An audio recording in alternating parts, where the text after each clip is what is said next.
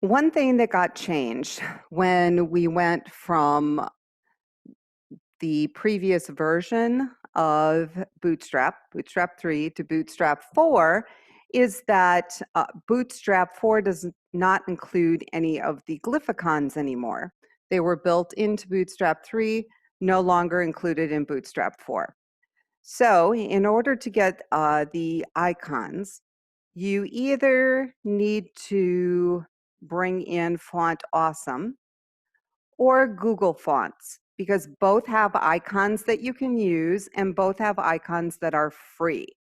You do need to be a little careful with Font Awesome because a lot of the Font Awesome 5 icons you have to pay for. And they also want you to register if you use Font Awesome 5. They want you to register. It's a free account, but they give you what's called a kit code, and then you include that in your links.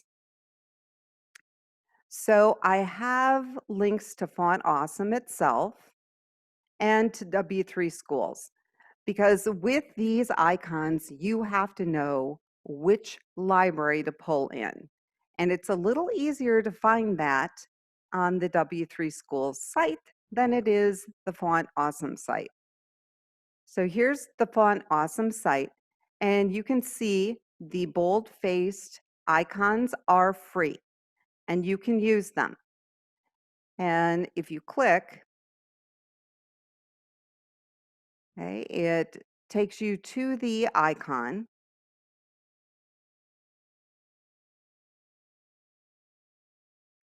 And it kind of gives you some examples. And if you click on Start Using, it actually gives you the code that you need to put in your HTML.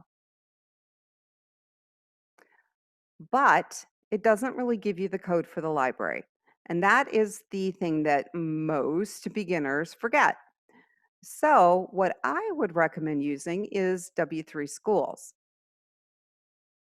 And so if you use Font Awesome 4, you don't have to worry about a kit code. And there are a ton of icons.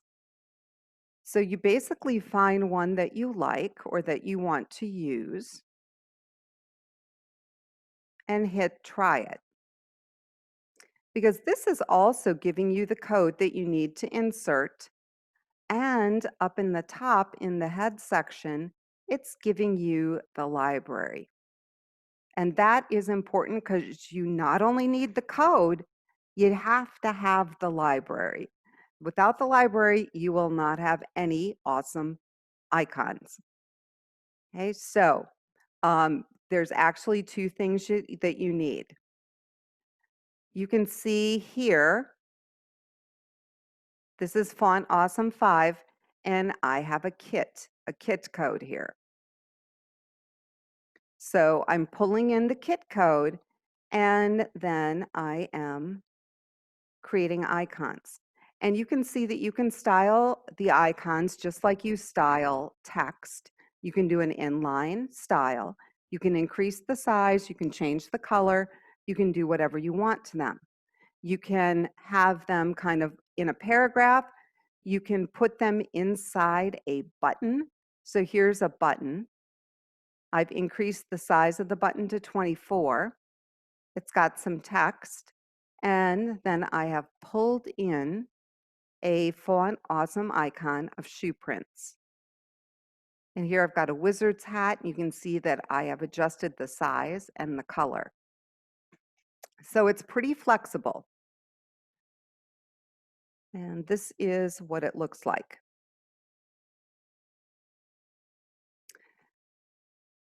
So if you're not sure if an icon is from Font Awesome, all of the Font Awesome icons start with FA, and then there's a third letter. FAS, FAR, FAB, those are all Font Awesome. So here I've got FAR, this FA envelope. This is a Font Awesome envelope. Okay, so this is an MVC example where I have a Font Awesome envelope displaying. So to get those icons, you can use Font Awesome. You can also use Google Font. So I have a link to that as well. This is pulled in a little differently. With Font Awesome, you have to pull in the library. With Google Fonts, you do need to do the same thing, but you're pulling it in as a style sheet. And with Font Awesome, we were pulling it in as a script. Okay, so it's two different ways of pulling in those libraries. The format of the icon is also a little different than Font Awesome because all of the Google font icons are part of a material icon class. And so you still need to use the I tag, but you have to add a class of material icons. And then you can style them however you want. So here I've got a forum, a notification, and a cup of coffee for a coffee shop. And you can see this is how I brought them in. So another little difference between this and Font Awesome is you can see that I have an opening I have my text, and I have a closing I. Opening I, text, closing I. This text is the name of the icon. Okay, up here, we don't have that.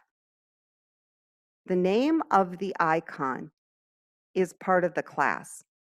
It doesn't go between the opening and closing tags. If you use Google Fonts, the name of the icon has to go between the opening and closing tag. Okay, so two different icon libraries you can use, but how you pull them in is a little bit different.